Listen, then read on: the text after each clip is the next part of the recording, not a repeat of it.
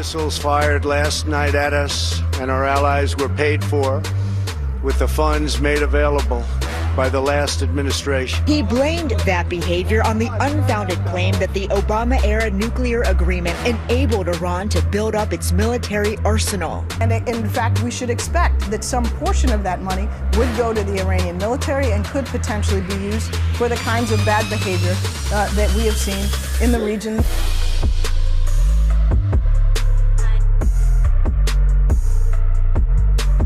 Yesterday, I did a video about the Democrat Party's Chuck Todd hyperventilating over Trump's accurate statement that Obama's Iran deal actually funded Iran's military. Part of the video was a clip of an interview with Susan Rice in 2016 where she admits that the money that was given to Iran would be used to fund their military. Was really elected on the hope that he would bring economic relief to the Iranian people. But I just want to be precise. It is real, it is possible.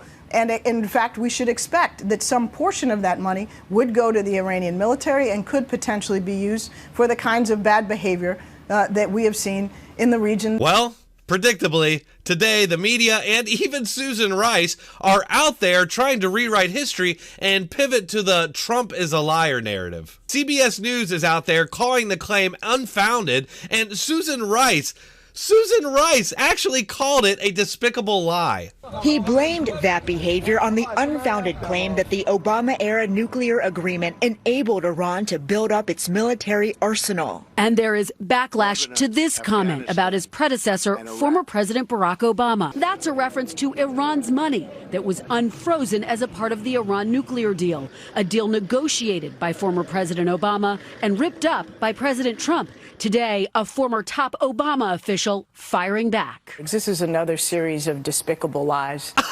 Unbelievable! Just more solid evidence that our press is untrustworthy. They'll blatantly lie and bury inconvenient history, all in service of attaining power for Democrats. Unfounded claim that the Obama-era nuclear agreement enabled Iran to build up its military arsenal. We should expect that some portion of that money would go to the Iranian military. Unfounded claim. This is another series of despicable lies. And in fact, we should expect that some portion of that money would go to the Iranian military and could potentially be used for the kinds of bad behavior that we have seen in the region. Unfounded claim. Just to let you all know, I have this clip of Susan Rice on my Twitter page. If you don't follow me, go over there and follow me and share this video clip. This is one of those times where they've really stepped in it and they've told a lie that's easily refutable. It's a great opportunity to show people who might not know any better that the media should not be trusted. How is it that some random dude on the internet is better at journalism than Weisha Zhang here? Oh, but she's not a journalist. As we all know at this point, she's a DNC operative who's saying what she's told to say. She clearly did no actual research of her own, because if she did, she would have easily found this clip. She might also have found this clip of John Kerry admitting that the money would be used for military purposes.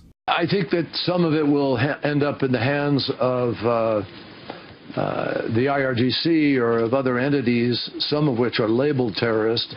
To some degree, I'm not going to sit here and tell you that every component of that can be prevented. This is another series of despicable lies. Don't you just love how they're always guilty of what they're accusing others of? Unfortunately, it wasn't just CBS News and Susan Rice lying their asses off in a desperate bid to defend Obama's legacy. Joe Biden was, of course, out there as well, claiming that Trump lied. Instead of using his statement today to lay out a coherent strategy on Iran, Donald Trump used it to mislead the country on the Obama-Biden record. He's been president for 3 years. It's time he stops blaming President Obama for his failures. Are you kidding me? That's rich, coming from the Obama administration, who spent the entire 8 years blaming Bush for their problems. As I pointed out yesterday, it was so prevalent in the Obama administration that he actually joked about it himself. We'll actually begin by building another edifice right next to the Bush Library. Can we show that, please?